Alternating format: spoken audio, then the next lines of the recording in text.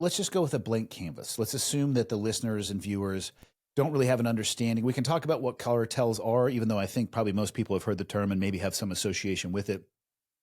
So maybe let's focus on, in your reporting, if you could explain just how powerful the cartels have become in the U.S., the size of their presence, and maybe even dive into what makes their influence seemingly so difficult to either dismantle or destroy. I know that's a super broad question, but it allows us to go from big to small. Mm-hmm. One of the shocking things that we found out, I've been covering the cartel for many years now. I think I've reported more from Sinaloa and Mexico than anywhere else in the world outside of the US. And I think what even shocked me was when we started, I realized, having reported on the cartel, that they have a huge presence here in the US. But so I wanted to do a story about just what is that presence? What does that mean for the US? How is it what impact is it having on law enforcement, on society at large? And I think one of the things that shocked me as soon as we started reporting was realizing that a lot of these cells are operating from small town America. So, we usually Hmm. think drug violence, we think big criminal organizations, we tend to think New York, LA, Chicago.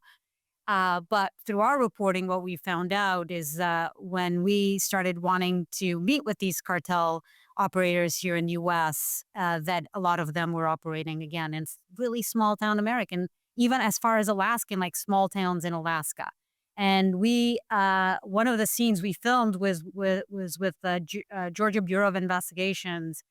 They have a great team out there, and we were in sort of rural Georgia doing where we interviewed two agents who had basically brought down a cartel cell operation that was operating in rural Georgia, where it was a crazy, crazy story. They got a call from a guy who owns a cottage in the woods and rents it on Airbnb. And they got a call, 911 got a call from this guy saying, I have my surveillance cameras outside my house, my Airbnb, and I'm seeing they're bringing in like a body into my Airbnb rental. And What? yeah, it was crazy. It's insane. And the local police went there and realized that there was something bigger that happening, because basically they brought in the body and then left with bags or something that was suspicious to the owner of this Airbnb rental.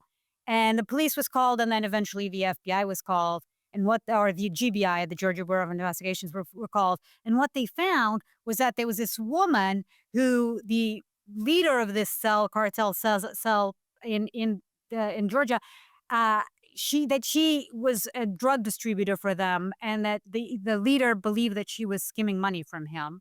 And so they had called her into this house, and they had tortured her in a bathtub. They had cut off her, I think it was a chainsaw, cut off parts of her body. They Oh had used boy. pliers to cut off her fingers. But they had done a really good job of cleaning it all out. So they couldn't find any evidence that this had happened, but they knew something had happened here. So it was this agent that when they started looking inside, they decided to open the drain for the bathtub and realized that Yep. there was lots of evidence there. And again, this is like small town America with a cell that's sort of connected to the cartel. So yeah, this is unfortunately happening all across the U.S. Would you say they have presence in all 50 states? I would say yes, absolutely. I mean, through our reporting, finding out that everywhere. I mean, we spoke to sources that had presence in Alaska, or that talked about operations in Alaska and North and South Dakota. I mean, yeah, it was wild. I didn't expect it, and I think to me, a couple of other things that were really shocking in that story was, first of all, we interviewed a guy who was American, El Gringo, Hmm. who goes by the name of El Gringo, obviously not his real nickname, but he's American, born and raised in the U.S., doesn't even speak Spanish, and is one of the biggest distributors for the cartel here in the United States. And for me, that was shocking. And he told me that that is actually quite common too, that they use a lot of American citizens to distribute their drugs. So to me, that was surprising. I didn't know that that was I knew that obviously they work with some collaboration from Americans, but I didn't know it was so widespread. And then the other thing was that yeah, the corruption angle and the agents from the Georgia Bureau of Investigation spoke to me about this. A bunch of different law enforcement groups I've spoken to have talked about this, but there is so much money that we're talking about, right? It's the drug business alone. Yeah. It's estimated at over $600 billion a year, billion. So, and the cartel is making, yeah, billions of dollars from this illegal trade. And when you're talking about this much money, it's easy, unfortunately, to corrupt people, But we're talking about border patrol, we're talking about small town sheriffs, but we're talking about federal agencies as well. And that was the scariest part is uh, with the cartel, they bring in the violence, they bring in the drugs, the deadly Hmm. drugs, but they are also bringing in corruption. And once that affects our government, obviously It's a that's a huge problem. problem for all of us. Yeah, I want to talk about El Gringo and the Americans, but I'm curious your thoughts on this. I've talked to a few people who report on the cartels, and it seems as if it's not difficult for them to find sources that are in the cartels that will talk to journalists. And I'm just curious Why? why. Yes, I don't spend a whole lot of time thinking about criminal enterprises. For clarity, I have no criminal enterprises. I'm not involved in them.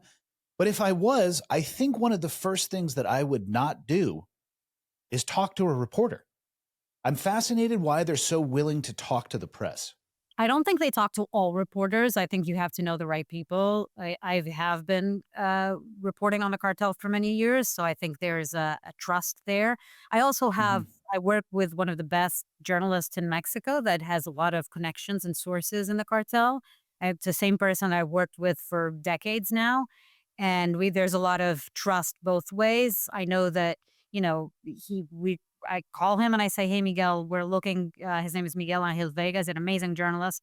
And I call him and I say, "Hey, Miguel, we're doing a story about shark fins or fentanyl or guns. And do you know anyone who's connected to this in the world of the cartel?"